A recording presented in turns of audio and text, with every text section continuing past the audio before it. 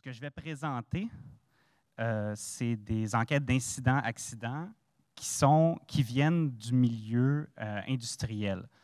Bien entendu, ce que je présente, ce n'est pas une recette parfaite, c'est une structure, c'est un squelette, c'est une méthode de réflexion. Et ça peut aussi s'appliquer aux risques psychosociaux. Donc, merci d'avoir fait l'introduction, c'est génial. Je vais aussi passer rapidement sur tout ce qui est analyse de risques ou identification des risques en milieu de travail, parce que je vois que plus tard dans la journée, bien, on a deux spécialistes. On a M. Pérusse et M. Dufault, je crois, qui viennent nous parler dans cette sphère-là d'information. Donc, je vais plus me concentrer sur la méthodologie pour les enquêtes d'incidents. Je dis incidents parce que ce n'est pas nécessairement juste des accidents de travail. Bien entendu, c'est évident, quand il y a un accident de travail, on veut faire une enquête d'accident de travail, puis on veut identifier la cause racine, puis on veut aller trouver la source du problème. Sauf que quand un accident survient, l'univers n'arrête pas de tourner. Hein? Suite à un accident sur un chantier, suite à un accident dans un milieu de travail, suite à un accident dans une usine, c'est pas soudainement qu'ils disent « OK, on arrête toute la production, on va se garder un petit 6 mois de côté, on va réunir toute l'équipe, on va réunir le corporatif, on va réunir tout le monde en santé et sécurité, puis on va focusser là-dessus pendant au moins 6 mois jusqu'à temps qu'on ait trouvé le problème. Puis après ça, on va reprendre nos activités. » Bien entendu que ce n'est pas ça qui se passe dans le vrai monde. L'univers continue de tourner, la production continue de tourner, même dans la journée même, bien, il faut continuer. Donc, on a peu de temps, on a peu de ressources, et donc il faut maximiser notre temps et nos ressources. Et c'est de cette méthodologie-là que je viens vous parler aujourd'hui. Donc, mets tes préjugés en enquête d'incidents, accidents, santé, sécurité de travail. Pourquoi votre expérience et votre instinct peuvent être vos pires ennemis? Vous allez me dire, Guillaume, je veux du monde expérimenté, je veux du monde avec un bon instinct, je veux du monde qui ont 30 ans d'expérience en santé et sécurité du travail pour faire l'analyse. Oui, on veut ces gens-là, mais il faut faire attention. Parce que plus on en sait en santé et sécurité du travail, plus on peut tourner les coins ronds, plus on peut dire « je connais la réponse, je connais la solution ». Ce que je viens vous présenter aujourd'hui, c'est une méthodologie. Elle doit être adaptée à votre milieu. Je viens du secteur manufacturier, j'ai fait milieu institutionnel avant. Je n'ai pas eu la chance de travailler énormément en construction. Quand j'étais consultant chez Monod Chapelle, j'ai touché un peu. Mais à chaque milieu, c'est réalité. Donc, prenez la méthode aujourd'hui. Ce n'est pas une Bible, ce n'est pas un texte sacré, on ne repart pas avec et on dit à l'aveugle, je suis ça. Prenez l'information et adaptez-la à votre milieu. Et pourquoi votre expérience va vous nuire? Eh bien, c'est que quand un incident survient, la personne qui est déléguée, s'il y a une personne de déléguée pour faire l'enquête incident-accident, la personne qui est déléguée va tout de suite se mettre en mode solution. Donc, l'incident est survenu, j'ai un employé qui s'est blessé à la main sur un bandit ou autre, une machine XYZ. Et déjà là, avant même d'avoir fait l'analyse, avant même d'avoir fait la réflexion, on dit comment on peut faire pour pas que ça survienne encore?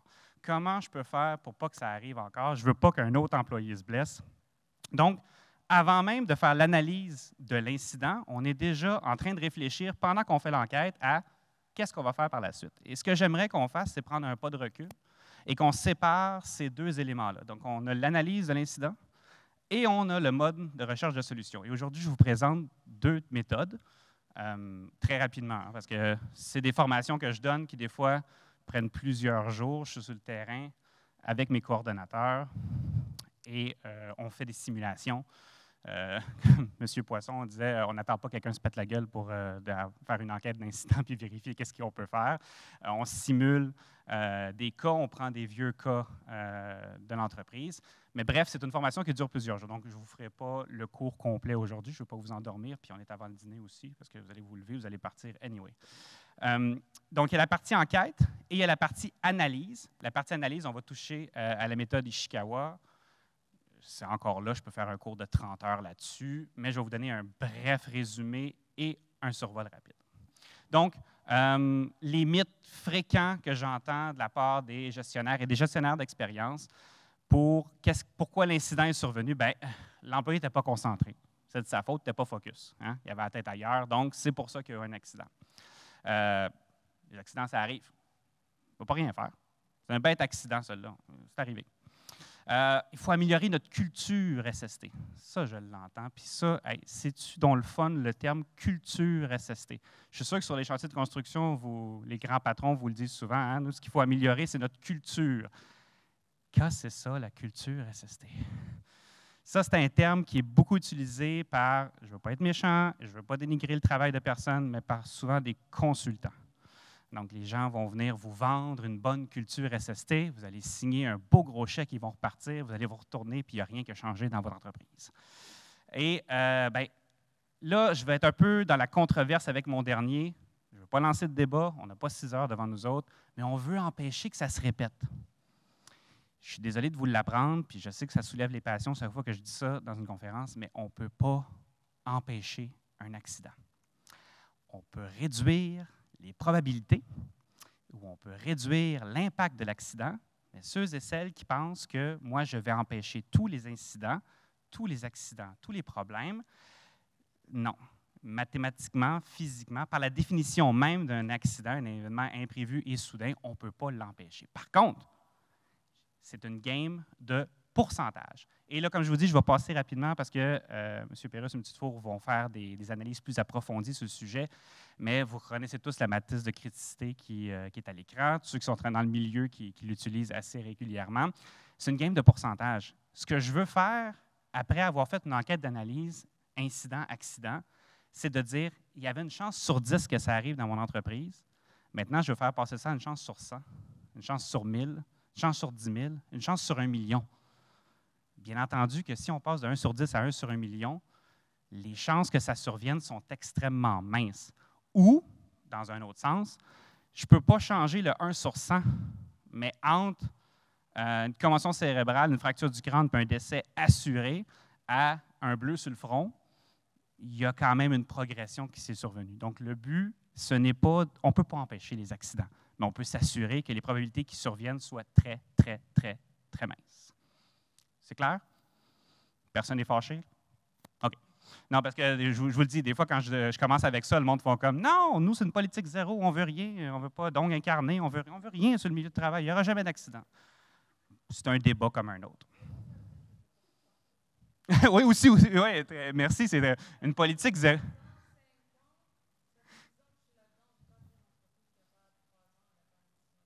Oui, excellent point. Bon, pour ceux qui ne l'ont pas entendu, une politique zéro incident, ça peut aussi mener à personne ne va rien vous dire. Il n'y a pas un employé qui va déclarer quelque chose. Finalement, ça fait 10 ans qu'on n'a pas eu d'accident, c'est donc bien merveilleux. Donc, je vous donne le chemin. Et non, je n'ai pas de département de communication, fait que mes présentations ne sont pas aussi léchées que les autres qu'on a vues aujourd'hui, mais je vous donne ce que moi, je donne à mes... Non, mais désolé, mais elle était très belle ta présentation. Mais moi, je vous donne ce que je donne à mes opérateurs, puis je l'ai en 5 à 6 langues, donc on la réutilise souvent. Mais je vous donne le chemin de parcours que ça vient. Donc, collecte de données Melito. Pour ceux qui ne connaissent pas Melito, faites-vous-en pas. Pourquoi Melito? Parce que c'est un bel acronyme qui fonctionne en français et en anglais si on enlève l'accent sur le E. C'est pour ça qu'on a utilisé ça comme ça. Puis, vous avez sûrement une méthodologie qui ne s'appelle pas comme ça, mais qui fonctionne très bien dans votre entreprise. Donc, réinventez pas la roue, continuez à faire ce que vous faites, mais on commence par une collecte de données. Et pourquoi je la mets dans une couleur séparée? Parce que c'est séparé de la réflexion. Ensuite, on identifie les facteurs contributeurs, on analyse les causes racines. Je passe vite, là, mais on va revenir là-dessus. On choisit les causes racines, on applique des mesures correctives et, s'il vous plaît, on fait un suivi des mesures correctives qu'on met en place. Parce que c'est bien beau quand ça reste dans les bureaux, mais il faut que ça arrive sur le plancher, puis il faut que le plancher, après ça, ça revienne jusque dans les bureaux et la roue tourne. Donc, qu'est-ce que ça mange en hiver du Melito? C'est une façon de maximiser son temps, puis c'est une façon de prendre un pas de recul. Comme je disais au début, il faut s'arrêter, puis pas tout de suite être en mode « on va trouver la solution ». On est en mode collecte d'informations. Et la méthode Melito, c'est exactement ça. C'est une méthodologie de collecte d'informations qui peut servir dans tous les types d'incidents. Que ce soit quelqu'un qui s'est coincé la main dans un convoyeur, j'aimerais penser que ça s'applique aussi dans les troubles psychosociaux. Donc, au dîner ou ailleurs, on pourra s'en parler, voir si tu trouves que ça s'applique. Mais oui, c'est une méthode de collecte d'informations. Ce n'est pas une Bible. Adaptez-la à votre milieu. Je vais vous présenter des slides qui vont suivre. Des fois, j'ai fait des formations dans certains pays, puis mes coordonnateurs, ils me renvoyaient en document mes slides avec des notes à côté. Ce n'est pas ça que je veux. Je vous donne des suggestions, vous allez voir. Donc, c'est quoi Melito? c'est de séparer tous les éléments contributeurs d'un incident en catégories. Donc, le moment, l'équipement, le lieu, l'individu, la tâche et l'organisation. Hein? Tiens, ça fait Milito. Et ça fonctionne en français et en anglais aussi. Ben, c'est pratique. Donc, les questions qui sont à l'écran ne sont pas coulées dans le béton, ce sont des suggestions. Je sais, je reviens beaucoup là-dessus, là, mais c'est un point que je veux être clair. Le but, ce n'est pas que vous dites « ça, c'est les questions à poser » pour trouver qu'est-ce qu'il y avait par rapport au moment. Non, non, non. C'est des suggestions. Et c'est des suggestions qui s'appliquent, je dirais, originalement à un milieu industriel. Adaptez-les à votre milieu quand vous faites une enquête d'accident. Mais gardez en tête que ça, c'est le fil conducteur du type de questions qu'on cherche quand on parle de moment. Exemple. À quel jour, à quelle heure s'est produit l'incident? Bon, là, vous me dites, Guillaume, ça, c'est assez simple. On le met sur tous nos rapports d'incident. Ça se peut que vous utilisiez une plateforme électronique pour déclarer les incidents et les gérer. Très bien. Habituellement, ces plateformes-là viennent avec des champs à compléter, date, heure, jour, bon, tout est là-dessus. Mais si vous le faites encore papier et crayon, et ça arrive, plusieurs industries le font encore, c'est des éléments importants. Avant que je continue, il y a un point que je veux souligner. L'information qu'on collecte, des fois, vous allez me dire, Guillaume, ça ne sert à rien. Je sais c'est quoi la réponse, je sais comment il faut corriger. Ce qu'on collecte là, ça ne sert à rien. Je m'en fous à l'étape qu'on est en ce moment.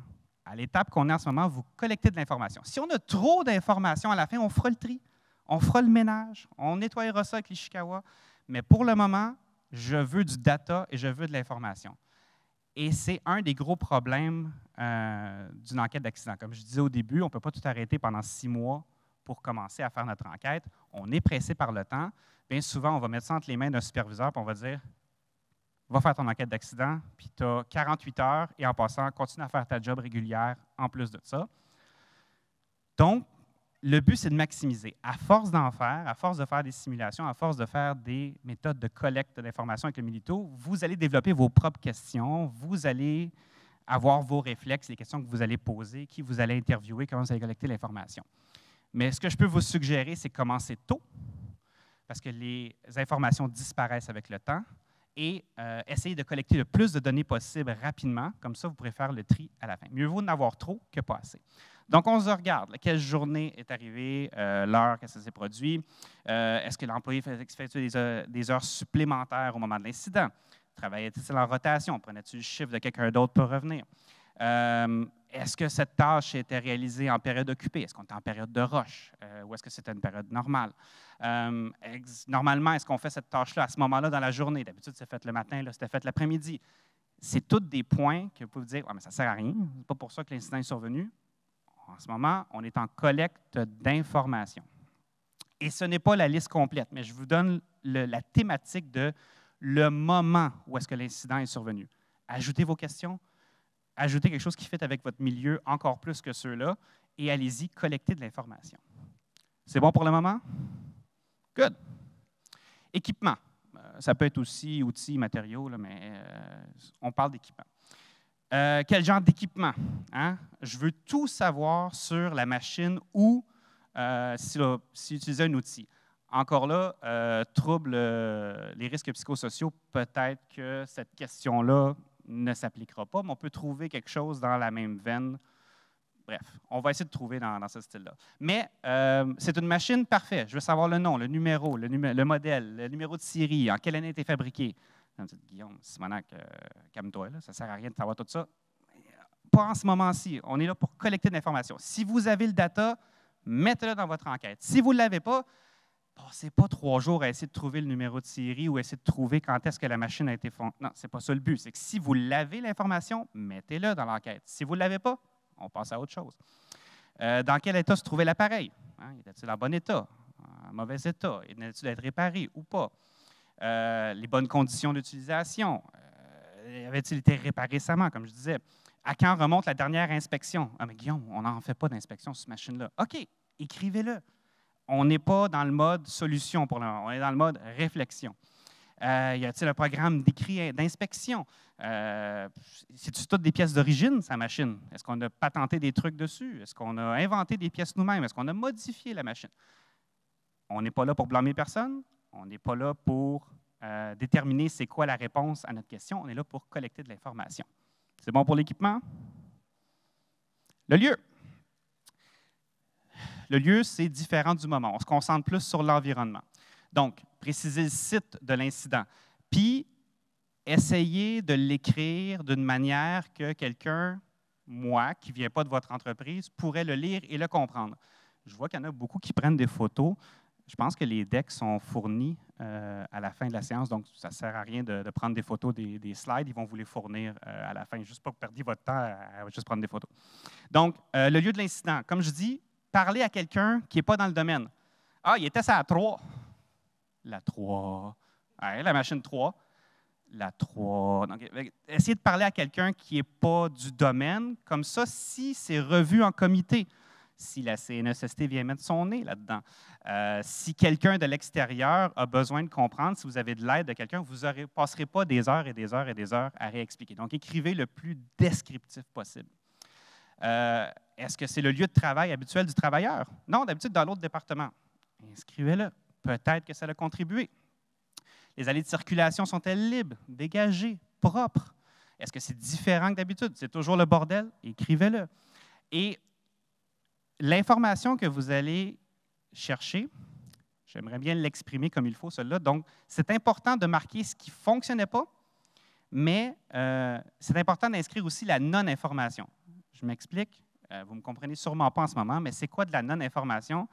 Ça a toujours été de même, c'est toujours de même. Ce n'est pas inhabituel pour nous. Écrivez-le pareil. Prenez pour acquis que la personne qui va lire votre rapport ne travaille pas avec vous, n'est pas tous les jours avec vous. Donc, vous, je ne vois rien d'inhabituel. Correct, mais décris-moi ce que tu vois. Peut-être qu'en ce moment, tu es en train de voir l'information la plus pertinente à ton incident, mais tu ne le vois pas, tu ne le réalises pas. Donc, écris tout ce que tu vois, écris toute l'information que tu peux trouver. Dans la partie analyse, là, on va trouver la cause racine par la suite. Donc, les conditions physiques de l'environnement. Si vous êtes capable de me trouver la température de la pièce à ce moment-là, écrivez-le. C'est de les données, oui. Mais si on parle d'un travail à l'extérieur, des fois, la météo peut avoir un gros impact sur comment les choses se sont déroulées. Le niveau d'éclairage, le bruit, la qualité de l'air. Encore là, si vous n'avez pas l'information, ne perdez pas du temps à aller la chercher. Mais si elle existe, mettez-la. Dans quel état se trouvait le système de ventilation? Bref, vous comprenez un peu où est-ce que je m'en vais avec le lieu? Oui, on continue. Donc, vous voyez, le but, c'est de décortiquer la collecte d'informations pour rien manquer. Parce que si on y va juste de mémoire puis qu'on ne prend pas le temps d'y aller étape par étape, on va passer par-dessus de l'information qui peut s'avérer plus tard critique. Peut s'avérer aussi inutile comme information, mais peut s'avérer critique. Un autre I, individu. Là, on s'intéresse, honnêtement, le nom de famille de la personne, son numéro d'assurance sociale, c'est quand sa date de fête. Ce n'est pas ce genre d'information-là que j'ai besoin. Mais j'ai besoin de savoir combien d'heures il avait travaillé cette semaine-là avant l'incident. Était-ce en overtime ou pas? Ou se faisait-tu 2 chiffres de 14 heures qu'il faisait back-à-back? Ce genre de travail-là, besoin d'être certifié? C'est une carte de compétence? C'est une formation? L'appareil qu'il utilisait, as-tu besoin d'une certification? As-tu besoin d'une licence? Ou faut-il que ce soit un électricien certifié? Bref, la tâche qu'il faisait, qu'est-ce que ça demande comme certification? C'est sa tâche habituelle, fait 15 ans qu'il est sur cette machine-là. C'est une nouvelle job, il vient de la commencer la semaine passée. C'est de l'information pertinente. Il remplaçait-tu quelqu'un? D'habitude, c'est un tel qui est sur cette machine-là, mais là, il avait remplacé l'autre parce que l'autre avait demandé un congé, parce que c'est la fête de son neveu, peu importe la raison. Il n'est pas là d'habitude. Quelles sont les expériences dans cette tâche? Cette nouvelle tâche, je l'ai déjà dit, je me répète, je m'excuse. Quel EPI la personne portait? Ton besoin d'EPI sur cette machine-là. Quand je dis EPI, c'est équipement de protection individuelle. Là. Je m'adresse en jargon, mais vous êtes tous des professionnels dans la salle. Était-il droitier ou gaucher? Comment, Guillaume, là? Hein? Droitier ou gaucher, là? Ça ne sert à rien, cette affaire-là. Peut-être que oui, peut-être que non. On n'est pas en ce moment à déterminer la raison. On collecte de l'information. Je me répète, là, mais je veux que ça soit super clair. Tâche. Là, tu dis, ouais, mais Guillaume, attends, j'ai déjà parlé des outils. Oh, oui, mais la tâche, ce n'est pas la même chose que l'équipement qu'il utilisait. Oui, son travail, c'est d'opérer telle machine, mais dans quel état, dans quelles conditions doit-il le faire? Hein? Qu'est-ce qui faisait le travailleur au moment d'être blessé. Ah, bien, il opérait la machine. Oui, oui, mais j'aimerais que tu me ramènes, genre, quelques minutes avant qu'il embarque. C'était quoi son pattern? Qu'est-ce qu'il a fait avant d'embarquer, avant de faire la tâche, avant de faire telle chose, avant de grimper à tel endroit? Recule d'au moins 5, si tu es capable, 10 minutes avant, puis décris-moi tout ce qu'il a fait. Peut-être que ça va servir, peut-être pas. Ça fait partie intégrale de son travail. Es-tu supposé faire ça cette journée-là ou pas? Une formation technique pour réaliser ça. C'est quoi notre formation que nous, en tant qu'employeur, on donne par rapport à ça? Il existe-tu des règles? Les Standard Operating Procedures, excusez-moi, j'ai le blanc en français, là, les procédures d'opération standard. Merci. Honnêtement, je vais demander de venir sur le stage avec moi si je me plante encore une dernière fois. Donc, les procédures standards d'opération, c'est quoi? Est-ce qu'on les communique bien? Est-ce que l'employé les connaissait? Y avait-il accès? Sais-tu même de quoi qu'on parle? Est-ce qu'il y avait une limite de temps pour exécuter la tâche? Ah, ça, il faut qu'il le fasse dans la première heure qu'il rentre au boulot, parce que sinon, après ça, il faut qu'il soit sur autre chose. Ou non, il y avait la journée pour faire ça. Inscrivez-moi là. Puis comme je vous dis, l'ordre chronologique des gestes posés. Oui, on focus sur ce qui a mené à l'incident, mais essayez de reculer. Si vous avez l'information, quelques minutes plus tôt. Et là, j'arrive au O, qui est possiblement le plus dur à enquêter et qui est possiblement celui qu'on n'enquête jamais. L'organisation. Parce que c'est facile de pointer le travailleur. C'est facile en tant que... Puis, je ne dis pas ça méchamment, mais c'est souvent des boss. Je sais, j'en suis un. C'est souvent des boss qui vont aller faire les enquêtes d'accident. Et là, le boss, il est là, puis il regarde les travailleurs, puis là, ah, lui, il a fait ça. Lui, il n'a pas fait ça. Ah, ça n'a peut-être pas été fait de même. Là, on regarde, on pointe. Mais il faut se regarder soi-même aussi, l'organisation. Donc, quand je dis organisation, c'est comment je donne ma formation. Ah, mes employés sont formés. Ouais, mais c'est quoi ta formation, là? C'est un deck de 8 slides PowerPoint que tu leur as garoché le jour 1 qui sont arrivés, puis ça, tu n'as plus jamais rien revu. Ce n'est pas tout de dire qu'ils sont formés. Il faut voir comment on forme. Oui, mes employés sont supervisés. Supervisés comment? J'arrive le matin, je check tout le monde est à l'heure, tout le monde est rentré, tout le monde a punché, puis après ça, je m'en vais faire autre chose. C'est quoi ton niveau de supervision? Superviseurs immédiats qui sont présents. Existe-t-il un programme de formation? Exerce-t-il des normes? Oui, on a des normes. OK, tu les appliques comment en tant qu'organisation? Comment tu vas aller vérifier que tout est aux normes? Puis, est-ce que je te donne l'équipement nécessaire pour faire ton travail? Est-ce que je te donne les EPI nécessaires? L'employé a grimpé sur le racking dans l'entrepôt pour aller chercher une boîte. Il dit, maudit épais, pourquoi il n'a pas pris l'échelle? Oui, mais l'échelle, là, est 20 minutes plus loin dans l'usine. Il n'y en a rien qu'une, puis elle est rangée dans un armoire à clé, puis il faut que je demande à mon boss l'autorisation pour la clé, puis mon boss était en dîner pendant ce temps-là. Fait qu'il n'aurait jamais dû grimper sur le racking. Je suis d'accord avec vous autres. C'est complètement inutile de grimper là-dessus. Il aurait dû aller chercher l'échelle. Mais je l'ai mis dans une situation où est-ce que cette situation-là était quasi impossible, avec le délai de temps que je lui avais donné, d'aller chercher l'échelle. On se comprend un peu sur c'est quoi l'organisation? Oui. Comme je dis, ce n'est pas une structure fermée. L'important, c'est que tu choisisses une des deux, mais que tu y restes. Si tu dis que c'est dans la tâche, place tes questions structurées pour que dans la tâche, tu fasses ton analyse comme il faut pour l'organisation et la méthode de travail. Par contre, si tu veux l'amener dans l'optique d'organisation, tu as tout à fait le droit, mais là, tes questions ne sont pas les mêmes. C'est-à-dire, c'est le patron que tu enquêtes, c'est la business que tu enquêtes. Mais tu choisis, c'est ton entreprise. Mettre à disposition les équipements, ça, je l'ai dit. Puis, c'est quoi le mode de supervision? Je vérifie le matin, je vérifie le soir, puis ça finit là. Ça peut être une autre organisation. Fait que c'était ça le Milito. Partez pas avec le deck de slides puis dire Guillaume m'a dit qu'il fallait que je pose cette question-là, cette question-là, cette question-là, cette question-là. Non, c'est pas ça que je dis. Je vous donne un thème, je vous donne une liste, une ligne conductrice pour vos questions dans chaque. Et là, on a 8 pages d'informations. Qu'est-ce que je fais avec ça, Guillaume? Et où la cause racine? Il est où le problème? Donc, on va identifier pour chacune des catégories. Donc, vous gardez catégorie par catégorie. Vous allez au moins me trouver 2. Parce que c'est facile de pointer un puis de dire « Ah, c'est ça ». Puis là, je ne vous ferai pas un cours sur les biais d'interprétation, mais une fois qu'on a mis le doigt sur ce qu'on pensait qui était la bonne affaire, on ne voit plus rien autour. Fait que l'exercice, c'est de trouver au minimum 2 facteurs contributeurs pour chaque élément du Milito. Là, si vous faites votre analyse puis vous en avez 14 pour une catégorie, c'est peut-être qu'ils ne sont peut-être pas tous aussi importants les uns que les autres. Hein. Vous devez peut-être resserrer. Fait que 2 3, habituellement, c'est la limite par secteur pour le Mélito. Donc, c'est assez simple, là, mais je vous fais un organigramme là-dessus. Donc, ça veut dire que pour le moment, je dois avoir mon facteur contributeur A1, mon A2, mon B1, mon B2. Bon, je ne lirai pas la slide au complet, là, vous comprenez le concept. Là. Donc, si vous en avez plusieurs, c'est peut-être que vous n'avez pas resserré votre focus.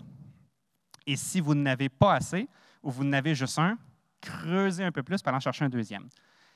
Si dans une catégorie, j'en trouve juste un, ou j'en trouve 14, allez demander de l'aide à quelqu'un d'autre. C'est possiblement que ça vous prend une autre paire de yeux. Il y a des départements que je connais beaucoup, il y a des domaines que je connais beaucoup, mais même quand je fais une enquête d'accident, des fois, j'arrive avec ma liste, puis je vais voir un autre superviseur d'un autre département, ou un même superviseur du même département, ou un autre employé. 2, 3 personnes. Ça dépend du temps que vous avez, puis ça dépend des ressources que vous avez. Mais demandez-y, toi, tu en penses quoi? Toi, tu aurais mis le doigt sur quoi? Toi, tu penses que ça, c'est plus important que ça, et comparez vos réponses. C'est bon? Good. Et là, on arrive dans la partie le fun. Ishikawa. Bon, je ne ferai pas un cours de 30 heures sur Ishikawa, il y en existe. Il y a des nombreux livres, allez les prendre, sont tous intéressants. Il y a des biographies sur cet ingénieur japonais que vous pouvez aller chercher. Elles sont tous intéressantes aussi. Je pense qu'ils ont fait des films sur ce gars-là. Bref, amusez-vous si vous voulez connaître, mais c'est un ingénieur dans le naval au Japon. Et lui, ce qu'il a fait, c'est une méthode d'identification de causes-racines qui nous permet de nous mettre en action. Je résume extrêmement vite. Garochez-moi pas des roches. Je me disais, ouais, c'est pas juste ça, Ishikawa. Donc, on a un problème, on veut savoir dans quelle direction puis quoi faire. Puis, tout ce qu'on identifie là, lors d'une enquête d'accident, ça mérite tout d'être réglé. On trouve que l'éclairage n'est pas assez fort. On trouve que les horaires ne sont pas le fun. Oui, tout ce que vous allez identifier mérite d'avoir de l'attention, des ressources et de l'argent.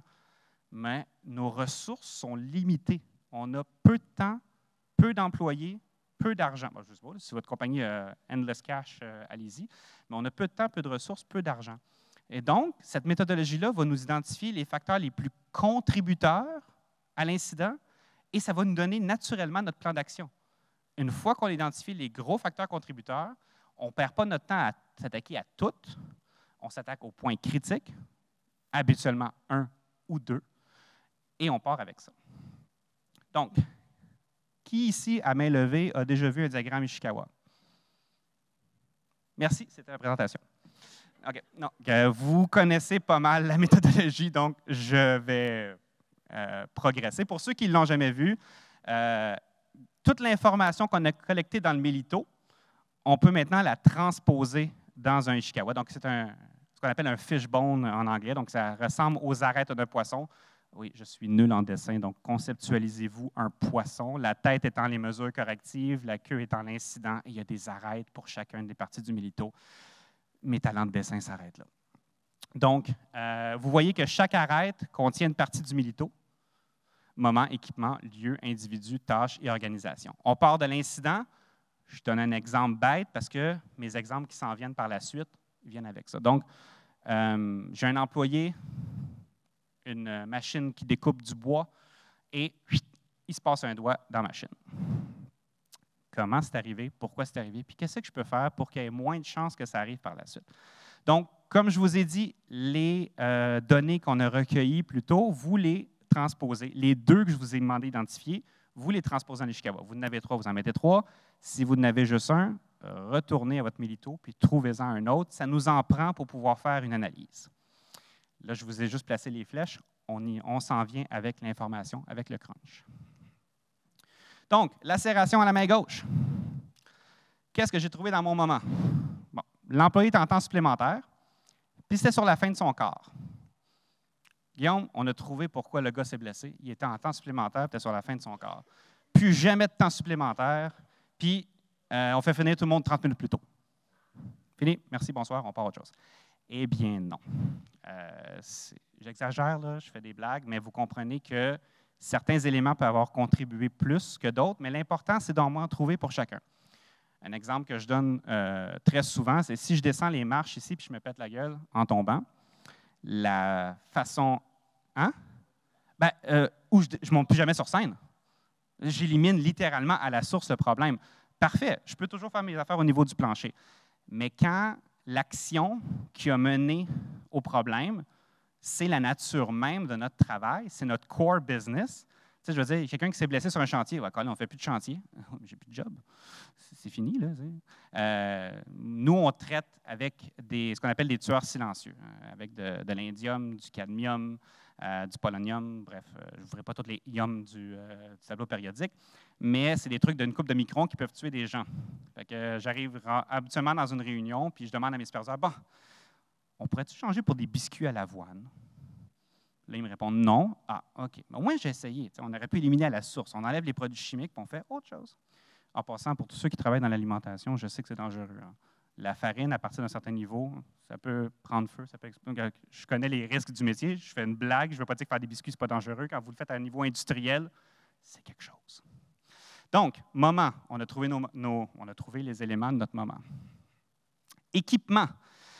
Le garde qui permet de protéger la lame avait été retiré. Puis ça faisait 6 mois qu'on n'avait pas inspecté la machine. Est-ce que c'est les éléments qui ont contribué le plus? Peut-être que oui, peut-être que non. On était en collecte d'informations, mais là, on commence à faire le tri de notre information. Le lieu, ce que j'ai identifié qui était contributeur, c'est que l'éclairage était faible et que le sol était encombré. Tout de suite, on pourrait partir et dire, on fait un grand ménage, on change toutes les ampoules de la place. Est-ce que ça va avoir le plus d'impact avec le peu de ressources et le peu de temps dont je dispose? C'est justement pour ça qu'on fait ça. Parce que tout ce qui est là-dessus mérite notre attention, mérite du temps, mérite de l'argent. Tu sais, le temps supplémentaire, Colin, on pourrait créer des groupes de travail pour essayer d'éliminer le temps supplémentaire. On va dépenser beaucoup de temps, beaucoup d'argent pour quelque chose qui n'a peut-être pas contribué énormément à la lacération à la main. L'individu, il ne portait pas ses lunettes. Puis, ça faisait 15 ans qu'il faisait ça. Il était en excès de confiance. Je sais pas, est-ce qu'il y en a beaucoup qui sont familiers avec les méthodologies de sécurité comportementale, BBS, Behavior Based Safety? Bon, ceux qui le sont, dans la hiérarchie des méthodes pour prévenir les risques, c'est au bas, l'échelle. Okay? Là, on élimine à la source, on contrôle les API, les méthodes de travail, puis ici, on a le BBS. Rien contre ceux qui vendent des formations BBS.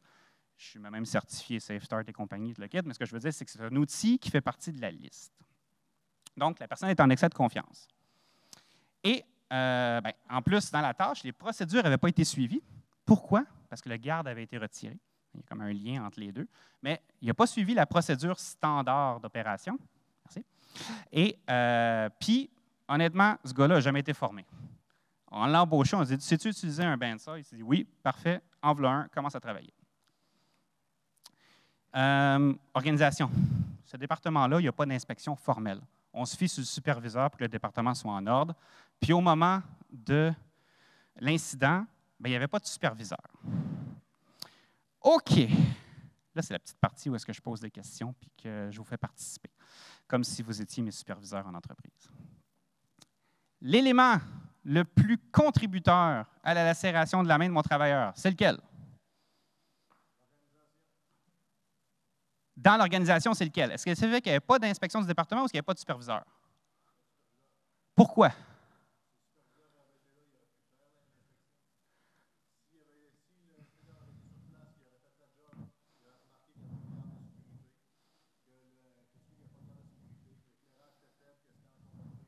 OK. Il y a beaucoup de choses qui découlent. OK, c'est bon, on prend ça. Autre suggestion? La tâche. Mais quoi dans la tâche? Oui, oui, je comprends le concept. C'est excellent. Oui.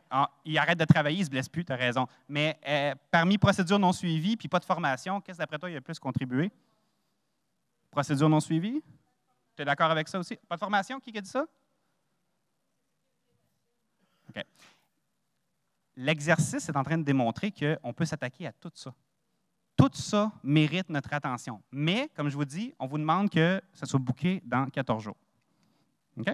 Puis, vous avez très petit budget et vous êtes tout seul dans votre équipe pour régler ça. OK? Moi, je commence et là, ce n'est pas la bonne réponse, c'est ma réponse. Un autre comité santé-sécurité, une autre équipe de gestion SST, d'autres individus auraient d'autres réponses et ça serait aussi bon. L'important, c'est que ça contribue à votre entreprise et que vous allez faire réduire les risques par la suite. Moi, je dis garde retirée. Si le garde n'avait pas été retiré, il n'aurait pas pu couper le nombre de planches qu'il a mis une par-dessus l'autre, puis possiblement que le garde aurait... Est-ce qu'il aurait pu se couper? Oui. Même avec le garde, il aurait pu se couper. Mais est-ce que les risques, les probabilités qu'il se coupe auraient été beaucoup moindres? Assurément. On aurait passé de 1 sur 10 à 1 sur 1000. Et tu as brûlé mon punch. Eh oui, pas d'inspection du département. Beaucoup des autres points auraient été identifiés si on avait des inspections régulières et organisées du département.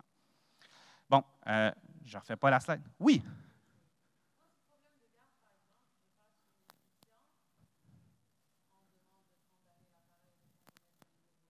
Oui. Eh oui, est-ce qu'on va arrêter la production parce que c'est mon seul? OK. OK.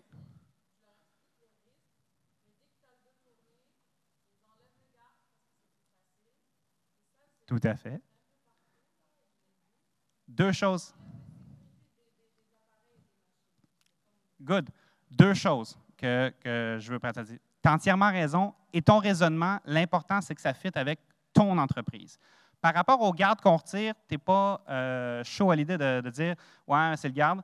Il y a moyen de mettre des gardes qui ne se retirent pas. Il y a moyen de mettre des gardes cadenassés ou des gardes que si tu veux le retirer, il faut demander l'autorisation du superviseur. Le superviseur signe que tu peux retirer le garde. Donc, quelqu'un prend la responsabilité de dire que oui. Et jusqu'à quelle date, jusqu'à quel moment le garde va être retiré. Ce que je veux dire, c'est qu'il y a des méthodes qu'on peut mettre en place. On va en venir après ça dans action corrective et suivi, mais il n'y a pas de mauvaise réponse. Hop, le timer vient de changer. Ça veut dire que je suis dans le jus, là? Hop. Merci beaucoup. Il m'indique combien de temps il me reste. C'est bon. Donc, je veux être franc sur ce point-là. Il n'y a pas de mauvaise réponse. Il n'y a que les réponses qui fitent votre entreprise avec le budget que vous avez. Parce que je peux changer de machine aussi. J'ai un Bensa avec un garde, là, mais il en existe une super belle qui coûte 250 000, puis qu'elle prend les pièces tout seul, là, puis il passe dedans, puis l'opérateur n'a besoin de rien, il est de l'autre côté, puis il check un piton. C'est génial. J'en veux 15 de ça. On n'a pas le budget, Guillaume. OK. Bon, ben, on va faire autre chose. Donc, comme j'ai dit, c'est une question de probabilité, c'est une question de gravité. Trouvez les solutions. Et si vous êtes seul, demandez un deuxième avis, un troisième avis. De préférence, ces enquêtes-là, on les fait en équipe.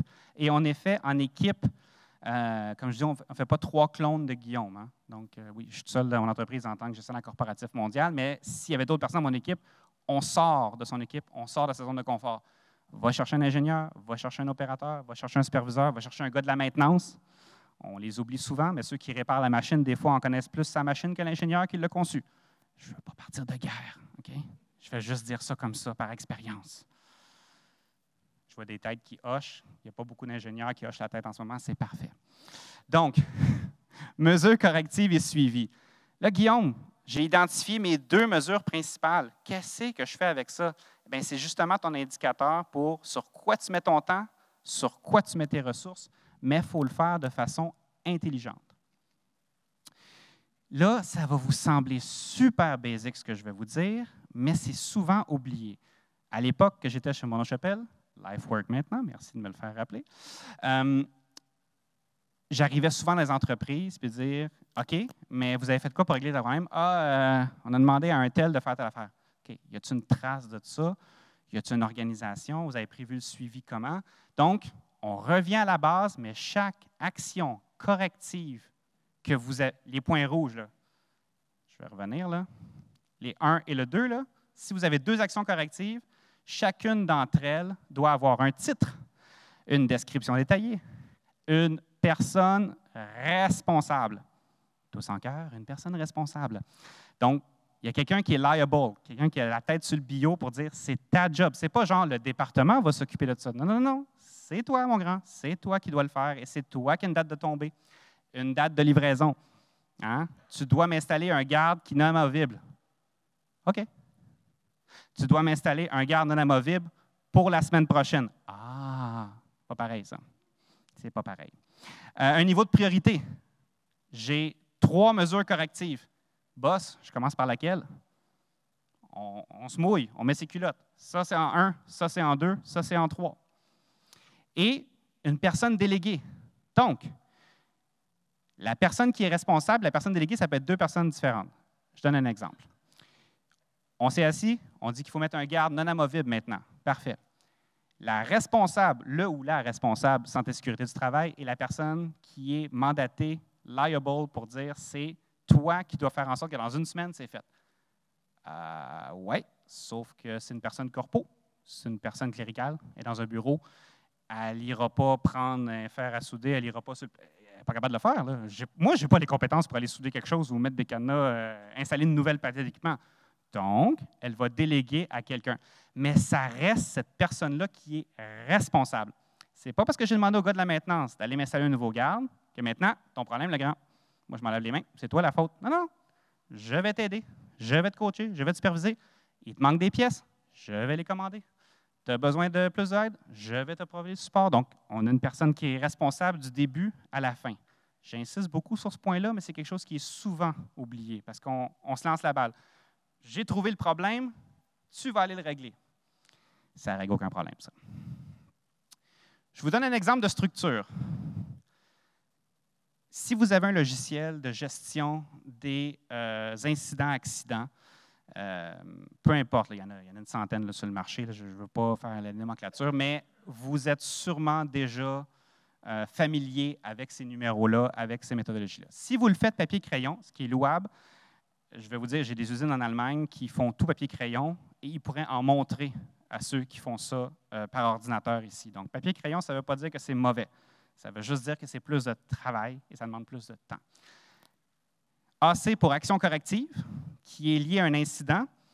Là, mon incident est arrivé le 1er janvier. C'est drôle, il arrive souvent des affaires quand on vient de vacances. Donc, 01-01-2022.